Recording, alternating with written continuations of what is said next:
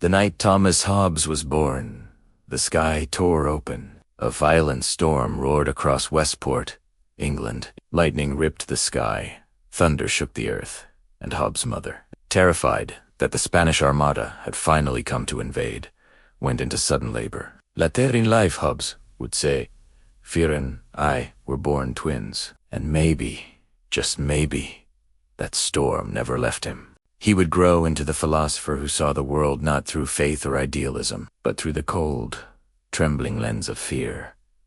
Fear of Charles, fear of disorder, fear of what humans become when no one is watching. But how does a child born in panic become the author of Leviathan, one of the most controversial political texts in history? The answer lies in the hidden, rarely told chapters of his life, the chapters that shaped his mind long before the world knew his name. The boy who learned a fast Hobbes showed signs of unusual intelligence at an early age. Rare fact, by age 4, he could already read fluently in English and began learning Latin before the age of 6. His teachers noticed something strange about him. He absorbed texts not like a child memorizing lessons, but like a mind dissecting the world. Rare fact, Hobbes didn't grow up with his father. His father, a clergyman, vanished after a violent fight outside his church, leaving young Thomas to be raised by his wealthy uncle. Rare fact, Hobbes once confessed that books were the only place where he felt safe. Human company, he wrote,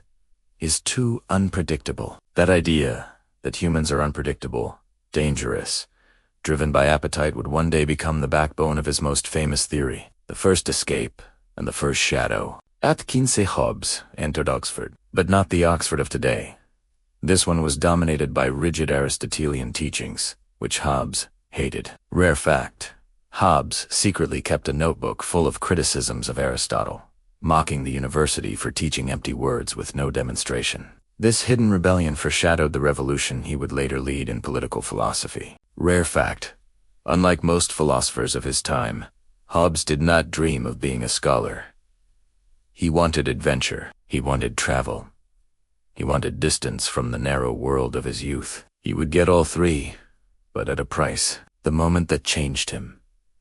A body without a mind while in his early 20s. Hobbes witnessed something that haunted him for decades. Rare fact, Hobbes saw his first human dissection, the lifeless body of a criminal laid open on a table. This moment shattered him and shaped him. He became obsessed with the idea that the human mind was not a soul, but a machine, blood, nerves, and motion.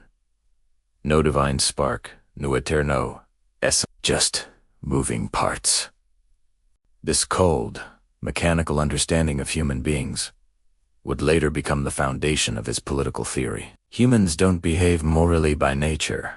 They behave according to impulses, and impulses, he believed, were dangerous. The friendship that opened the world, rare fact. Hobbes became a tutor to the Cavendish family, one of the most powerful aristocratic families in England. This changed everything. Through them, he gained access to libraries larger than universities, thinkers more radical than priests, and scientists more daring than scholars. He traveled across Europe with the Cavendish family. Rare fact, in Paris, Hobbes met René Descartes, and they debated 4 hours about the nature of motion. Descartes believed in dualism. The mind separate from the body. Hobbes denied it completely, calling it an illusion born from vanity. Rare fact, Hobbes was one of the earliest English thinkers to be influenced by Galileo's mechanics, which is why he imagined society as a machine built from human parts. He began writing. Quietly. Privately. Building the foundations of something dangerous. The nightmares of war. Then came the event that defined his philosophy forever, the English Civil War. The country burned with chaos. Families divided. Kings hunted, neighbors killing neighbors. Loyalists, Puritans, Royalists, parliamentarians. The streets ran with fear. Rare fact, Hobbes fled England in panic, convinced he would be targeted for his royalist connections. He escaped to Paris at night, leaving behind his manuscript, friends, and even some family members. Rare fact, during this exile, Hobbes became tutor to the future King Charles II. This secret connection would protect him later in life. Rare fact, Hobbes confessed in his writings that the Civil War scarred his soul and convinced him that without absolute authority, humans revert to beasts. This is the soil from which Leviathan would grow a book, built from the ashes of war, fear, violence, and survival. The mind that trusted nitrogen monoxide won. In Paris, Hobbes lived among scientists, thinkers, mathematicians, but also spies, political exiles, and revolutionaries. Rare fact, Hobbes was so paranoid that he slept with a dagger under his pillow during this time. He believed enemies might break in at night. Rare fact, Hobbes once stopped attending gatherings of intellectuals because he believed mathematicians were trying to entangle him in traps with impossible problems to humiliate him. Rare fact. Yet despite his fears, Hobbes secretly produced one of the boldest political arguments ever written, that humans are naturally selfish, driven by fear, and need a powerful sovereign, a Leviathan, to keep them from destroying each other. This idea was not born in a study. It was born in fear, in exile, in chaos. The shadow of the Leviathan begins by the time he began writing Leviathan. Hobbes had transformed from a curious boy to a scientist, obsessed with motion, to a traveler studying kings and commoners, to a man escaping death, to a mind molded by civil war. Every rare fact of his life, every fear, every exile, every storm, the one outside and the one inside, pushed him toward a single conclusion. Human beings left alone create hell. Only power creates peace. And with that belief burning in him, Hobbes began writing the book that would change political philosophy forever. The manuscript sat on the table like a loaded weapon. Paris was quiet that night. Too quiet, and Hobbes paced the room, knowing that if he published what he had written, he would become one of the most hated men in Europe. His book was not a theory. It was a warning. A scream written in ink, a map of the human mind under the pressure of fear. The title alone was enough to terrify his critics. Leviathan, a creature so powerful that no human force could challenge it. But before the world read the book, before kings condemned it and churches cursed it, Hobbes had to confront a more immediate danger. The danger inside his own circle. The city of spies, Paris, in the 1640s, was crawling with more secrets than soldiers. Royalists hiding in churches, rebels pretending to be monks, foreign agents posing as scholars. It was here, in this tense atmosphere, that Hobbes' ideas boiled into something dangerous. Rare fact, Hobbes often met with royal exiles in Paris, cafes, under fake names, fearing parliamentarian informants were tracking him. Rare fact, he repeatedly changed living quarters because he believed spies were watching him copy manuscripts at night. Rare fact, Hobbes began encrypting sensitive pages of his political writings, fearing his drafts would be stolen or burned. This paranoia wasn't madness, it was survival. Because what Hobbes was writing would challenge the authority of kings, churches, universities, and every philosopher before him. The day Hobbes saw the world as a machine, Hobbes' time in Paris wasn't just fear, it was revelation. Rare fact, Hobbes attended private demonstrations by immersive, who introduced him to the greatest scientific minds of the era: Descartes, Gassendi, Fermat, and others. Rare fact, Hobbes watched experimental demonstrations of sound waves, mechanics, and optics, conducted by early scientists. These experiments convinced him that everything Ibn taught followed mechanical laws. To Hobbes, the world wasn't guided by morality or divine order. It was a machine, a system of motion. Even human behavior was predictable if you understood the mechanics of desire and fear. And in that machine, fear was the strongest force. Fear of death, fear of Charles, fear of each other. This single idea, simple but terrifying, became the beating heart of Leviathan, the book that could end a war, or start one. When Hobbes finally sat down to write, he wrote with the fury of a man who had seen too much. He had seen friends executed. He had seen kings hunted. He had seen whole families turn on each other. He had seen a nation eat itself alive. And out of that chaos came a single idea. Without a powerful sovereign, humans fall into a state of nature. A violent world where life is solitary, poor, nasty, brutish, and short. He didn't say this to insult humanity. He said it because he had seen it. Rare fact, Hobbes finished the first full draft of Leviathan in less than 2 years, an incredibly short time for a 400-page philosophical work. Rare fact, the original manuscript included diagrams explaining human psychology like a geometric proof, but he removed them, fearing people would misunderstand. Rare fact, Hobbes' handwriting in the manuscript shook noticeably. Historians believe from chronic stress and fear of assassination. The explosion, after publication in 1651, Leviathan was published, and the world exploded. Church authorities were furious. They accused Hobbes of promoting atheism, even though he argued for a sovereign partly to protect religion. Priests called him the philosopher of darkness. Universities banned his books. Students burned his pages publicly. Rare fact, Hobbes' own friends in Paris stopped speaking to him, including Descartes, who dismissed him as a mind corrupted by fear. Rare fact, French theologians attempted to have Hobbes investigated by the Inquisition. Hobbes left France partly out of fear that he could be arrested or interrogated, but the English Parliament's reaction was even more dangerous. Rare fact, a secret committee was formed in England to examine whether Hobbes' writings were true. Hobbes fled again, this time not from war, but from the consequences of his own ideas. The unexpected return against all expectations. Hobbes returned to England, and this time the storm had passed. At least for a moment. King Charles II had been restored to the throne, and the young king remembered the man who had tutored him in exile. Rare fact, Charles II granted Hobbes royal protection, shielding him from prosecution and even visiting him for private philosophical discussions. Rare fact, Hobbes became something rare, a political exile welcomed back by the man who became king. But peace didn't last. Universities began attacking him. The church wanted him silenced. Scholars feared his mechanistic view of human nature. Rare fact, Oxford University tried to officially condemn his writings as poisonous, but the king blocked the motion. Rare fact, Hobbes suspected university theologians wanted him imprisoned or executed for corrupting the youth, echoing the fate of Socrates. In his old age, Hobbes lived in a strange tension, protected by the king, hated by the church, mocked by scholars, feared by political leaders. Yet he kept writing, and he wrote with the same defiant clarity that had shaken Europe.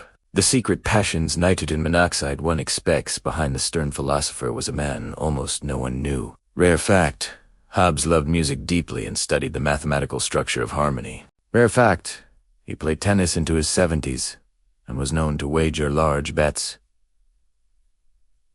Something unusual for a philosopher. Rare fact, Hobbes wrote poetry in his private journals, including a humorous poem mocking his own baldness. Rare fact, despite his reputation for pessimism, Hobbes was terrified of ghosts and refused to walk down dark hallways alone. These strange contradictions made him human, not the monster his critics portrayed.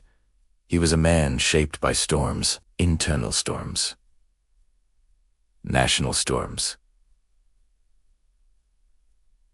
historical storms. And as Seached one final storm approached the storm of his own legacy. The world he feared was changing again. The thinkers rising after him, Locke, Spinoza, Rousseau would use Hobbes as their foundation or their enemy.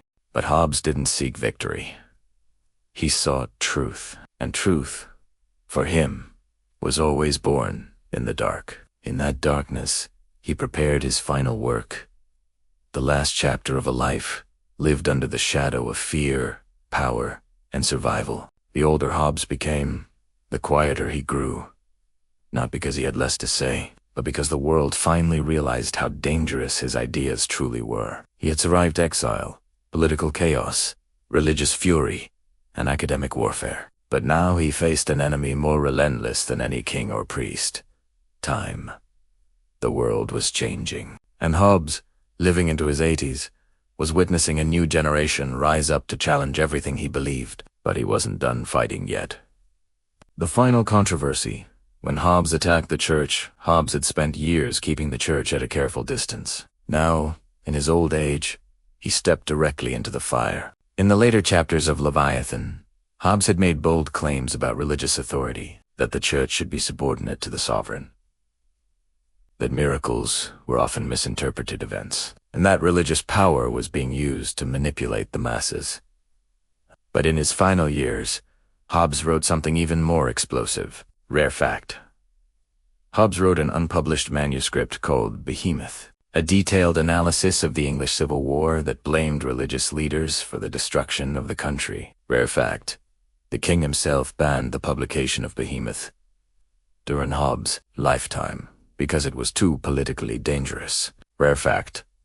Hobbes privately admitted that if Behemoth were published too soon, it would set the kingdom on fire. This was not fear.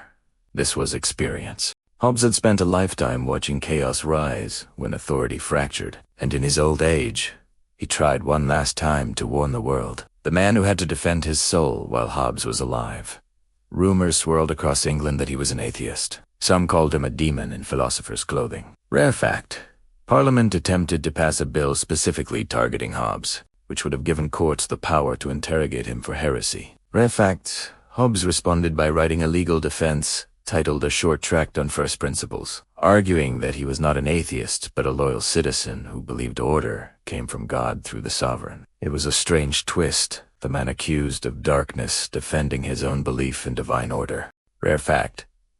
Hobbes once wrote, "I fear the church more than the sword." Yet the sword had almost killed him many times, while the church had only attacked his words. The irony was not lost on him. Science, friendship, and the final feud in his 80s. Hobbes returned to an old fascination: mathematics. Rare fact. Hobbes spent the last decade of his life trying to solve a mathematical problem considered impossible: squaring the circle. He believed he had discovered the solution. Mathematicians across Europe mocked him. Rare fact. The Royal Society publicly humiliated Hobbes by printing detailed refutations of his geometry in their publications. Rare fact. Hobbes became so angry that he wrote lengthy counterattacks, some filled with sharp insults, a return to the fiery Hobbes of his youth. But behind the feuds, behind the political wars, Hobbes still found joy, and this leads to one of the rarest facts about him. Rare fact. Hobbes enjoyed writing comic Latin verses for the Cavendish household, joking about aging, wine, and even his enemies. The philosopher born in fear laughed in his old age. Perhaps that was his greatest victory, the quiet death of a storm-burned mind on December 4th, 1679. At the age of 91, Thomas Hobbes lay in his bed in Derbyshire. He had lived long enough to see kings lose crowns, kingdoms burn, armies rise, and philosophy itself transform. His last recorded words were almost philosophical, a great leap in the dark. After a lifetime of fear, he faced the final unknown without trembling. Rare fact. Hobbes requested no elaborate religious ceremony and asked only for a simple burial. He didn't want dogma around his death. Rare fact. His grave was marked with a humble stone inscribed with a short Latin line he personally approved. His storm had finally ended. The legacy that refused to die, but Hobbes' ideas did not die with him. They ignited new fires. A century later, the Enlightenment philosophers wrestled with him. Locke rejected his harshness, yet built his theory of government in reaction to Hobbes. Rousseau attacked his view of human nature, yet admired his clarity. Rare fact. Modern political science as an academic discipline traces more influence to Hobbes than to any other early philosopher. Rare fact. The concept of the social contract, often credited to later thinkers, was actually formalized by Hobbes long before them. Rare fact. Hobbes' mechanistic view of the mind is considered a precursor to today's cognitive science and even artificial intelligence. But Hobbes' most controversial idea still echoes today: that humans are dangerous when left alone, that power is necessary for order, that society is a fragile agreement built on fear and trust. It is the idea governments still debate, the idea political scientists still reference, the idea nations still struggle to understand. The final image: imagine it. A child born in a storm, raised without a father, haunted by war, shaped by science, chased by kings, feared by churches, attacked by scholars, and protected by a monarch. A man who viewed humanity without illusion, not as noble, not as divine, but as creatures capable of greatness only when bound together by law. A man who stood against the chaos of his age and said, Let there be order. Let there be peace. And from the storm that brought him into this world came a philosophy that still shapes nations today.